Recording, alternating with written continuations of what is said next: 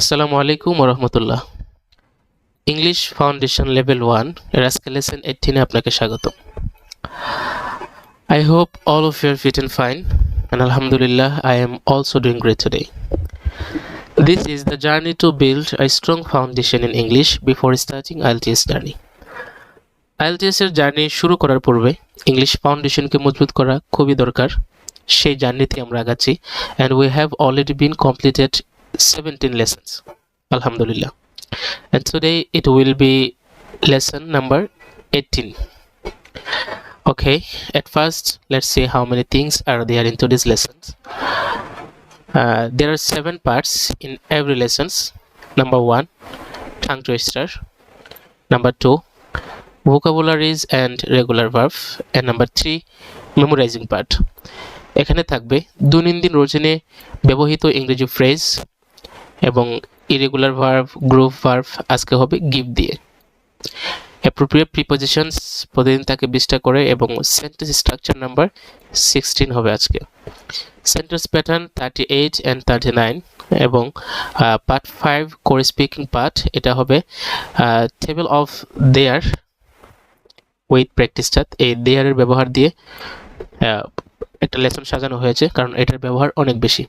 তারপরে part 6 and 7 presentation and question with answer, এর topic থাকবে মাই ফেভারিট বুক অ্যান্ড, অর্থাৎ কোনো একটা বুক নিয়ে বা একটা স্টোরি নিয়ে হচ্ছে আজকের এই টপিক। বলে রাখি পিডিএফ থাকবে কমেন্ট সেকশনে, ওইখান থেকে ডাউনলোড করে নেবেন এবং প্রচুর প্র্যাকটিস করবেন। Part 1 breaking the silence. Okay, 5 minute সময় মুখের ব্যায়াম করে নেন, জিহ্বাকে বের করুন, ভিতরে নেন, ডানে বামে ঘোরান।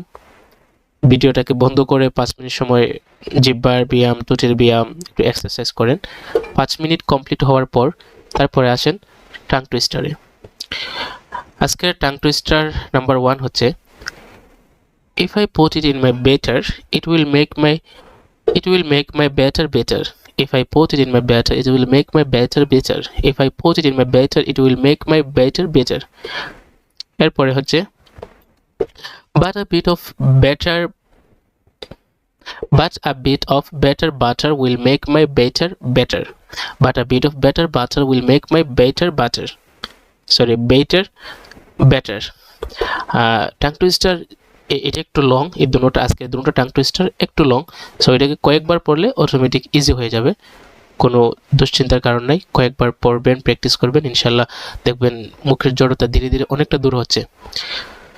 এরপর আসেন পার্ট 2 ভোকাবুলারি। ধীরে ধীরে অ্যাডভান্সের দিকে আমরা যাচ্ছি, প্রত্যেকটা ভোকাবুলারিকে ভালো করে শিখতে হবে। আমাদের প্রায় 1800 ভোকাবুলারি কমপ্লিট হয়ে যাচ্ছে আজকে লেসন নিয়ে, যদি প্রতিদিন 100টা করে আমরা হিসাব করি আর কি। প্রত্যেকটা ভোকাবুলারিকে স্পেলিং সহ, সঠিক উচ্চারণ এবং মিনিং সহ শিখতে হবে। যদিও অনেক ভোকাবুলারি আছে যে আমরা জানি কমন, তারপরও শিখতে হবে যেন স্পেলিং যেন কোনো সমস্যা না হয়। তারপরে হচ্ছে রেগুলার ভার্ব 5টা।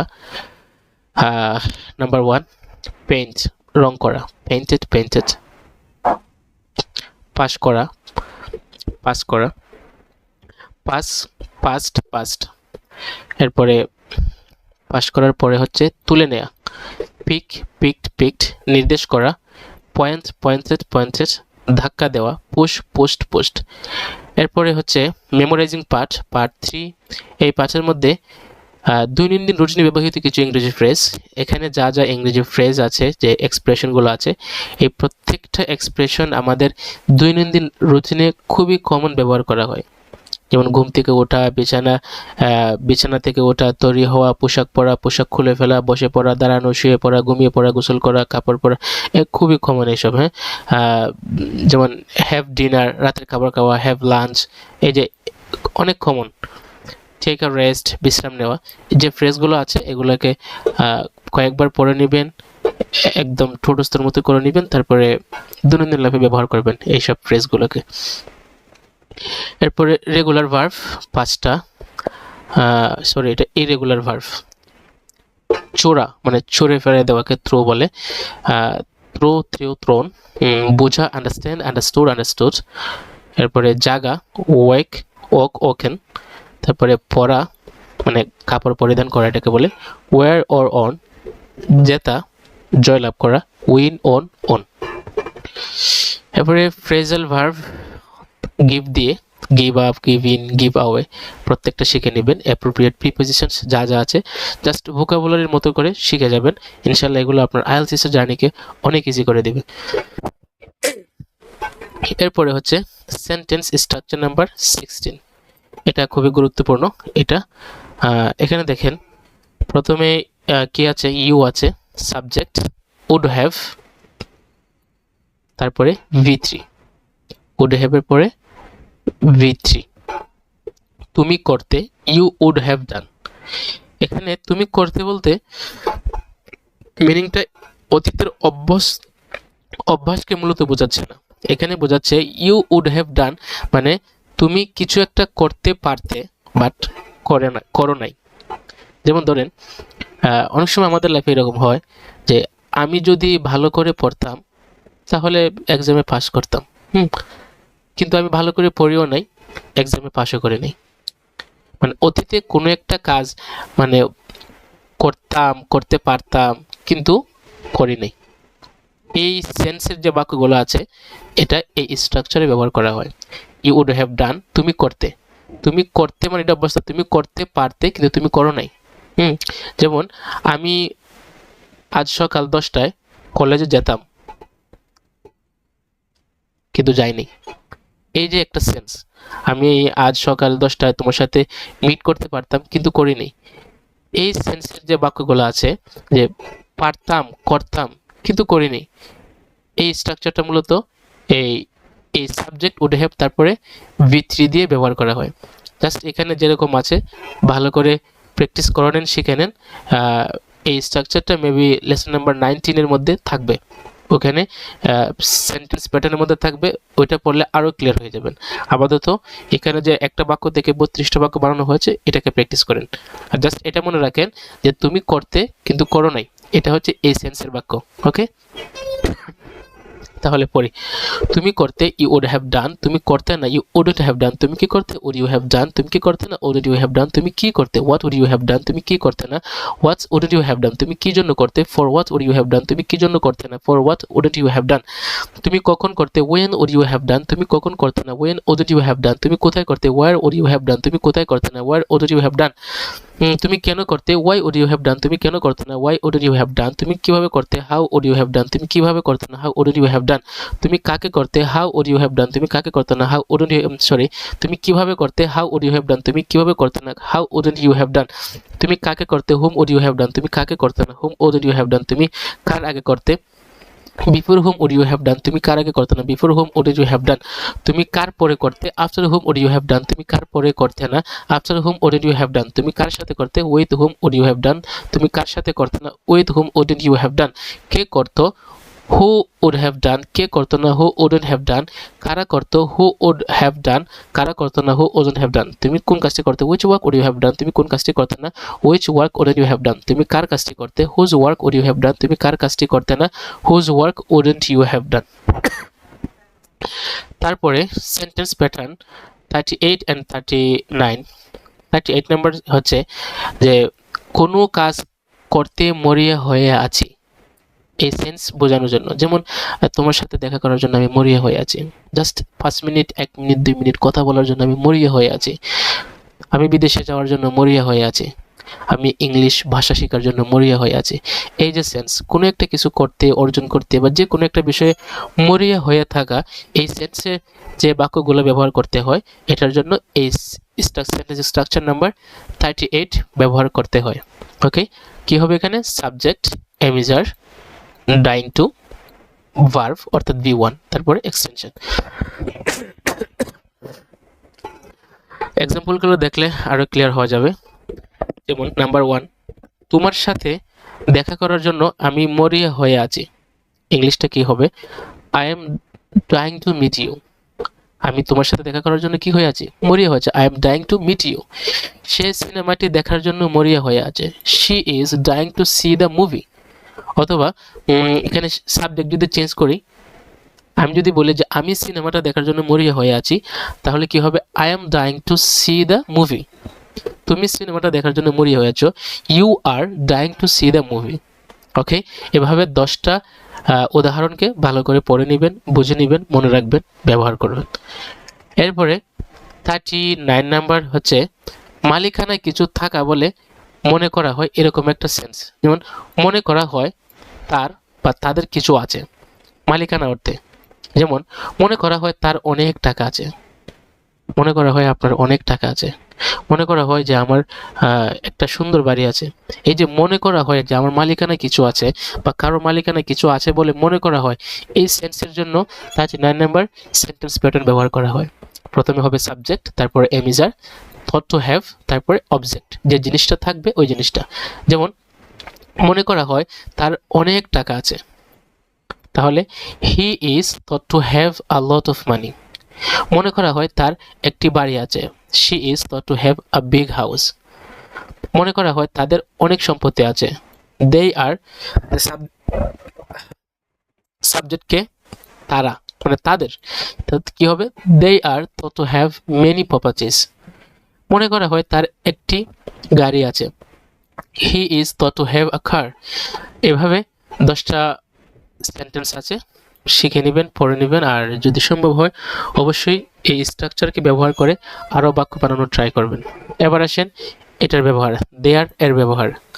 দেয়ার is, there was, there will be, there are, there were, there will be ব্যবহার করে আমরা প্র্যাকটিস করব। ওকে, দেয়ার মানে ধরেন যে এমনিতে দেয়ারের তেমন কোনো অর্থ নাই, বাট মনে রাখেন যে দেয়ার মানে হচ্ছে আছে, এই অর্থটা দেয় আর কি। তো দেয়ার ইজ অতীত, দেয়ার ইজ সিঙ্গুলারের জন্য প্রেজেন্ট, দেয়ার ইজ সিঙ্গুলার, দেয়ার ওয়াজ এটাও সিঙ্গুলার অতীতকালের জন্য, দেয়ার উইল বি এটা সিঙ্গুলারের জন্য, আবার পোলারের জন্য, প্লোরালের জন্য, দুটোর জন্য ব্যবহার করা হয়। যেমন দেখেন এই যে বক্স, এই বক্সটা হচ্ছে মূলত সিঙ্গুলারের জন্য, আর এই বক্সটা হচ্ছে প্লুরালের জন্য। তো আমি আশা করি অলরেডি আমরা জানি যে ইজ কার সাথে ব্যবহার করা হয়, ওয়াজ কার সাথে ব্যবহার করা হয়, উইল বি কখন ব্যবহার করা হয়, আর কার সাথে হয়, তারপরে ওয়ার কার সাথে হয়, উইল বি, এগুলো ব্যবহার আমরা জানি। সো দেয়ার যখন ব্যবহার করব, দেয়ার এটা তো সাবজেক্টের জায়গার মধ্যে বসছে, তাই না? সো দেয়ার এর পরে যেটা আমরা ইঙ্গিত করব, এখানে দেখেন একটা বই, একটা পেন, একজন স্টুডেন্ট, ওরা যদি সিঙ্গুলার হয় তখন হবে ইজ, ওয়াজ বা উইল বি। বর্তমানের জন্য হলে ইজ হবে, অতীতের জন্য হলে ওয়াজ হবে, আর ভবিষ্যতের জন্য হলে উইল বি হবে। ঠিক যদি ওরা বহুবচন হয়, যেমন 3 books, a lot of pens, তখন হচ্ছে এই আর হবে বর্তমানের জন্য, অতীতের জন্য ওয়ার হবে, ভবিষ্যতের জন্য উইল বি হবে। তার মানে এই উইল বির মধ্যে কোনো কি নাই, পার্থক্য নাই, উইল বি সবার জন্য। এবার আমরা মিনিংটা ফলো করি।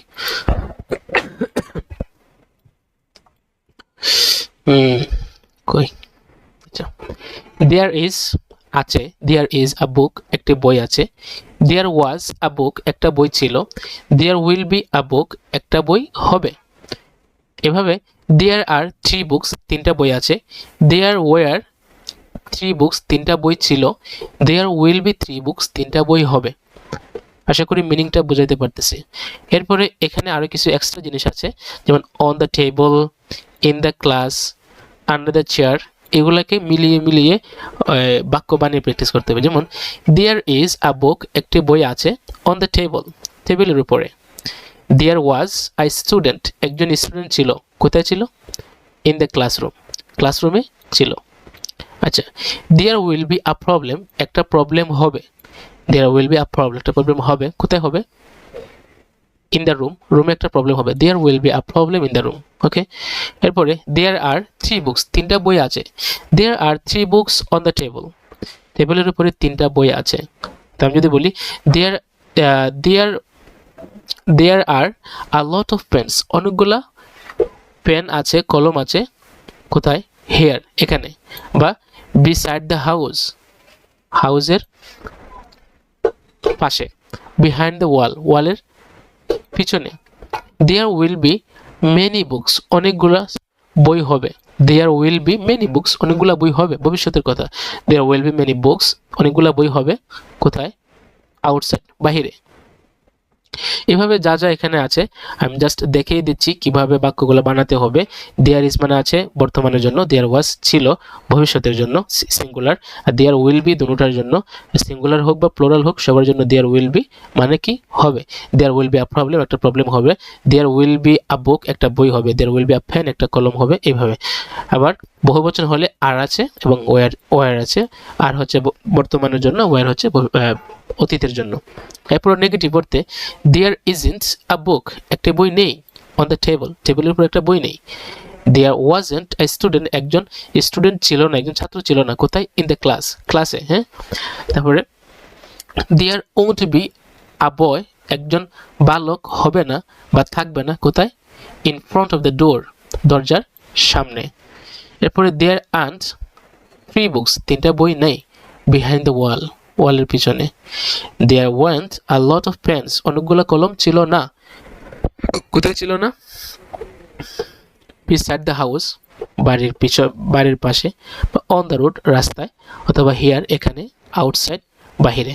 এভাবে যা যা আছে এখানে নেগেটিভ অর্থ দিয়ে আছে, এগুলোকে প্র্যাকটিস করবেন। এরপরে পজিটিভ কোয়েশ্চেন্স আছে। কোয়েশ্চেন করার জন্য এই লাইনের মধ্যে যা যা আছে সবগুলো হচ্ছে সামনে চলে আসবে, এখানে চলে আসবে। ইজ, ওয়াজ, এরপরে উইল বি, আর ওয়ার, এই যা যা আছে সবগুলো দেখেন পজিটিভ কোয়েশ্চেন্স করার ক্ষেত্রে, এবং অর্থাৎ কোয়েশ্চেন করতে হলে এগুলোকে সামনে নিয়ে আসতে হয়, যা হয়তো আমরা অলরেডি জানি। তাহলে কি হলো, ইজ দেয়ার কি হবে, ইজ দেয়ার আছে কি, আ বুক একটা বই, ইজ দেয়ার আ বুক একটা বই কি আছে, অন দ্য টেবল টেবিলের উপরে। ওয়াজ দেয়ার আ পেন একটা কলম কি ছিল, in the classroom in the ক্লাসে। উইল বি আ স্টুডেন্ট একজন ছাত্র কি হবে বা একজন ছাত্র কি থাকবে, ইন দ্য রুমের মধ্যে। অথবা আর দেয়ার আছে কি থ্রি বুকস, বিহাইন্ড দ্য ওয়ালের পিছনে, বা in front of the door. অথবা were there a lot of pens অনেকগুলা কলম কি ছিল, অন দ্য রোড রাস্তায়।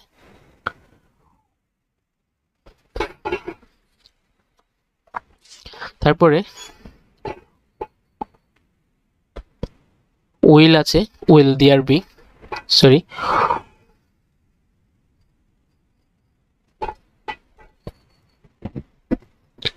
উইল দেয়ার বি, হ্যাঁ। উইলের পরে দেয়ার বসবে, এরপরে বসবে বি, বিটা দেয়ারের পরে যাবে। Will there be many books অনেকগুলা বই কি থাকবে, অনেকগুলা বই কি হবে, কোথায়, আউটসাইড বাহিরে। Will there be a few mistakes কিছু ভুল কি হবে, কোথায়, ইন দ্য রুম। যেটা ভালো লাগে যেভাবে অর্থ মেলানো যায় এটা দিয়ে প্র্যাকটিস করে নেবেন। তাহলে প্রথমে বাকিগুলো তো ঠিক আছে, উইল প্রথমে কোয়েশ্চেন্স করার জন্য, তারপরে দেয়ার বসবে, তারপরে বি বসবে, কেমন। এখানে যা যা আছে সবগুলোকে ওইভাবে প্র্যাকটিস করবেন। আর এগুলার মিনিংটা কি হবে, এখানে যে বাংলা আছে এগুলো দেখলে আরো ক্লিয়ার হওয়া যাবে যে আসলে মিনিংটা কিভাবে হচ্ছে। এই যে এখানে দেখেন 3 নাম্বার বাক্যের মধ্যে কি আছে, দেয়ার উইল বি এর প্রশ্নবোধক কই, এই যে দেখেন 3 নাম্বার বাক্যত উইল আসছে প্রথম, তারপরে দেয়ার, তারপরে বি, এভাবে মূলত বাক্যটা গঠন হবে। তো এখানে একটা বাক্য থেকে 8 ভাবে বানানো আছে। There is a book on the table টেবিলে একটি বই আছে, এটা থেকে 8 ধরনের বাক্য। টেবিলে একটি বই আছে, there is a book on the table টেবিলে একটি বই নেই বা কোনো বই নেই। There isn't a book on the table টেবিলে কি একটি বই আছে, is there a book on the table টেবিলে কি কোনো বই নেই, isn't there a book on the table টেবিলে কেন একটি বই আছে, why is there a book on the table টেবিলে কেন কোনো বই নেই, why isn't there a book on the table টেবিলে কিভাবে একটি বই আছে, how is there a book on the table টেবিলে কিভাবে কোনো বই নেই, how isn't there a book on the table. তারপরে 3 number there was a pen under chair চেয়ারের নিচে একটা কলম আছে, এটা দিয়ে আবার 8 ধরনের বাক্য। দেয়ার was a pen under chair চেয়ারের নিচে একটা টেবিল আছে, চেয়ারের নিচে কি কোনো কলম, চেয়ারের নিচে কোনো কলম ছিল না। দেয়ার ওয়াজ এট আ পেন আন্ডার চেয়ার চেয়ারের নিচে কি একটি কলম ছিল, ওয়াজ দেয়ার আ পেন আন্ডার চেয়ার চেয়ারের নিচে কোনো কলম ছিল না, ওয়াজ দেয়ার আ পেন আন্ডার চেয়ার চেয়ারের নিচে কেন কোনো কলম ছিল, why was there a pen under the chair? চেয়ারের নিচে কেন কোনো কলম ছিল না? Why wasn't there a pen under the chair? চেয়ারের নিচে কিভাবে একটি কলম ছিল? How was there a pen under the chair? চেয়ারের নিচে কিভাবে কোনো কলম ছিল না? How wasn't there a pen under the chair? এখন হচ্ছে ভবিষ্যৎ দিয়ে, এটাকে একটু ভালো করে বোঝার ট্রাই করবেন। অনেকে ওই বিটাকে একটু ঝামেলা করে ফেলে। যেমন there will be a boy in the room, রুমে একটি ছেলে থাকবে। রুমে একটি ছেলে থাকবে কি? There will be a boy in the room. রুমে কোনো ছেলে থাকবে না। There won't be a boy in the room. রুমে কি কোনো ছেলে থাকবে? উইল দেয়ার বি, এই যে প্রথমে উইল তারপরে be, will there be a boy in the room. রুমে কি কোনো ছেলে থাকবে না? Won't there be a boy in the room. রুমে কেন কোনো একটি ছেলে থাকবে? Why will there be a boy in the room. রুমে কেন কোনো ছেলে থাকবে না? Why won't there be a boy in the room. রুমে কিভাবে একটি ছেলে থাকবে? How will there be a boy in the room. রুমে কিভাবে কোনো ছেলে থাকবে না? How won't there be a boy in the room. এই দেয়ার এর ব্যবহার আপনি বিশ্বাস করবেন কিনা জানি না, স্পিকিং এর ক্ষেত্রে বা ইংলিশে প্রচুর ব্যবহার হয়। আমাদের উঠতে বসতে দেয়ারের ব্যবহার করা হয়। এখানে যে টেবিলগুলো দেওয়া আছে প্রত্যেকটা টেবিলকে কিন্তু খুব ভালো করে প্র্যাকটিস করা লাগবে, কোনো ভালো করা যাবে না। এরপরে ডাব্লিউএইচ কোয়েশ্চেন, যেখানে এই 8 ধরনের বাক্য মধ্যে তো এগুলো সবগুলো ছিল না, জাস্ট হাউ দিয়ে ছিল। এখানে হাউ মেনি আছে, হাউ মাচ আছে, এই দুটোটা দিয়েও প্র্যাকটিস আছে, এগুলোকে প্র্যাকটিস করবেন। যে উপরেরটা হচ্ছে পজিটিভ দিয়ে, how many students are there in the room. রুমের মধ্যে কয়জন স্টুডেন্ট আছে? How many chairs are there in the class. ক্লাসে কতগুলো চেয়ার আছে? অথবা ছিল বললে ওয়ার হবে, আর হবে ভবিষ্যতের ক্ষেত্রে উইল বি হবে। এরপরে সিঙ্গুলার হলে হাউ মাচ হবে। এখানে দেখেন হাউ মেনি হচ্ছে প্লোরালের জন্য, আর এখানে যেগুলো হচ্ছে আনকাউন্টেবল, যেমন ওয়াটার, মানি, এগুলো আনকাউন্টেবল, মিল্ক, সুগার, এগুলোর জন্য হাউ মাচ, মানে কতটুক। কতটুক স্টুডেন্টস আছে, কতটুক বই আছে, এটা তো আমরা বলি না, কতগুলো আছে এটা বলেছে। কতগুলোর জন্য হচ্ছে হাউ মেনি। আর কতটুক, এই যে একটা বিষয়, কতটুক, কতটুক টাইম, কতটুক আওয়াজ, এগুলো হচ্ছে আনকাউন্টেবল মূলত, যার কারণে এই হাউ মাচ ব্যবহার করা হয়। হাউ মাচ ওয়াটার, কতটুক ওয়াটার ইজ দেয়ার, মানে আছে। ওয়াজ দেয়ার ছিল, উইল বি হবে।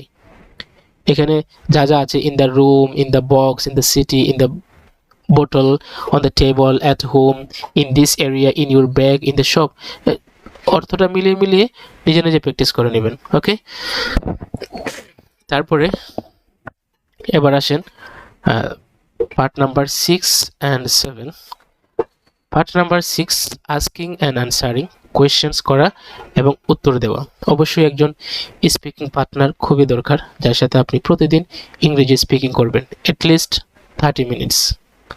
আধা ঘন্টা সময় কারোর সাথে যদি ইংলিশ প্র্যাকটিস না করেন, স্পিকিং না করেন, তাহলে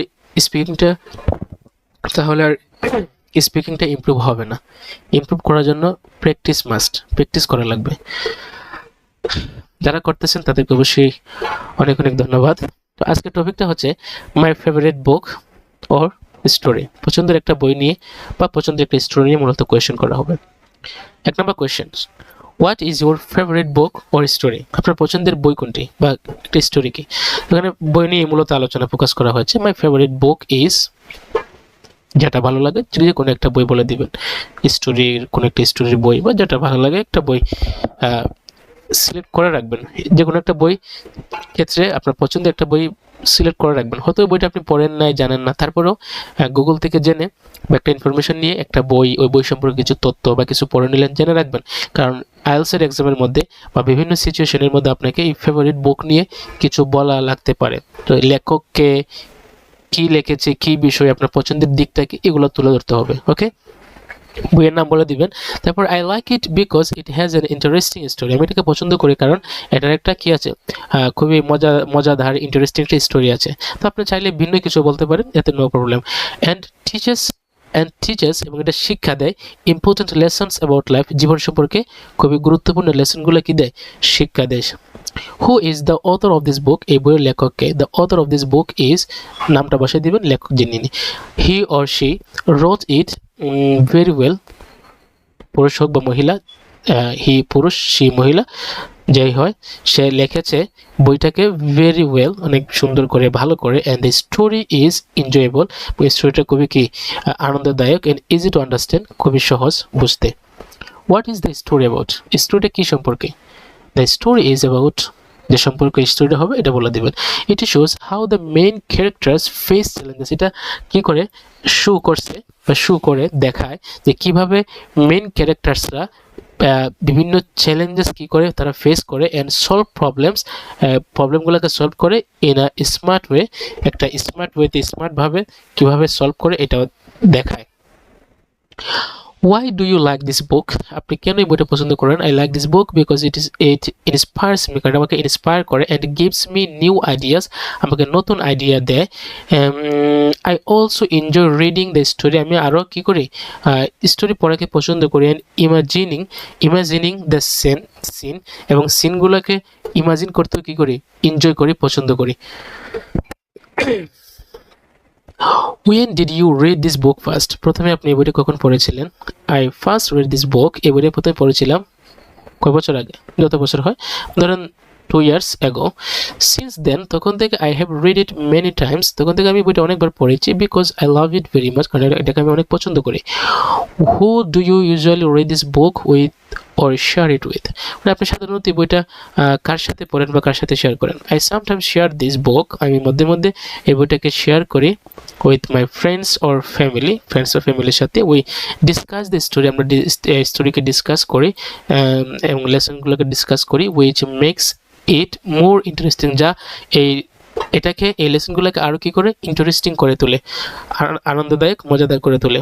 how do you feel after reading this book? এই বইটি পড়ার পরে আপনি কেমন ফিল করেন? After reading this book I feel inspired, আমি ইন্সপায়ার্ড ফিল করি, মানে উৎসাহিত হই, আনন্দ পাই, হ্যাপি অ্যান্ড মোর থটফুল, এবং খুবই চিন্তাশীল, বিভিন্ন কিছু চিন্তা করার প্রতি আমাকে কি করে আরও ইন্সপায়ার করে, আমি আরও চিন্তা করি, এরকম আর কি ফিল করি। It also helps me improve my imagination, এটা আর আমাকে হেল্প করে কি করতে, আমার ইমাজিনেশন, আমার চিন্তা শক্তিকে আরও ইমপ্রুভ করতে কি করে হেল্প করে, অ্যান্ড আন্ডারস্ট্যান্ডিং, এবং আন্ডারস্ট্যান্ডিংকে কী করে আরও ইমপ্রুভ করে। ওকে, ইমপ্রুভ করে কি ইমাজিনেশনের মধ্যে এবং আন্ডারস্ট্যান্ডিংয়ের মধ্যে। এভাবে পার্ট 6 কমপ্লিট হলো। এরপরে পার্ট 7 প্রেজেন্টেশনস অবশ্যই করতে হবে, রেকর্ড করতে হবে ভিডিও, আয়নার সামনে দাঁড়িয়ে মোবাইলের ক্যামেরা অন করে।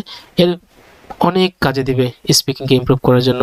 তো স্টার্টিং হবে এটা দিয়ে, এন্ডিং হবে এটা দিয়ে, তারপরে চোখের সামনে এই পয়েন্টগুলো রাখবেন, রেখে আপনার পছন্দের বই নিয়ে সুন্দরভাবে একটা উপস্থাপনা, একটা ভিডিওতে সুন্দরভাবে উপস্থাপন করবেন, যেন একটা ফর্মাল সিচুয়েশন ক্রিয়েট হয়, ভিডিওটা দেখলে যেন একটা ন্যাচারাল ভাব থাকে। যেহেতু অলরেডি 17টা লেসন কমপ্লিট করেছেন, তার মানে আপনার ইংলিশের সাথে একটা গভীর সম্পর্ক ধীরে ধীরে তৈরি হয়েছে এবং অলরেডি হচ্ছে। সো এটাকে ফিল করে সুন্দরভাবে মনে করবেন আপনি ইংলিশ পারেন, শিখছেন, ভুল হোক কোনো সমস্যা নাই, ভুল না করলে তো মানুষ শিখতে পারে না, যত ভুল করবেন তত শিখবেন। আজকে যদি আপনার 3টা ভুল হয়, 5টা ভুল হয়, 10টা ভুল হয়, তার মানে গতকালকের তুলনায় আপনি আজকে এক ধাপ আগিয়ে, আগামীকালকে আরও এক ধাপ আগিয়ে থাকবেন। ভুল হোক তাতে কোনো প্রবলেম নাই, স্বপ্ন IELTS, ইংলিশ যদি আগুনের গোলাও হয় তাও আমি শিখব। ওকে, ধন্যবাদ সাথে থাকার জন্য, দোয়া করবেন। আল্লাহ হাফেজ, আসসালামু আলাইকুম রহমতুল্লাহ।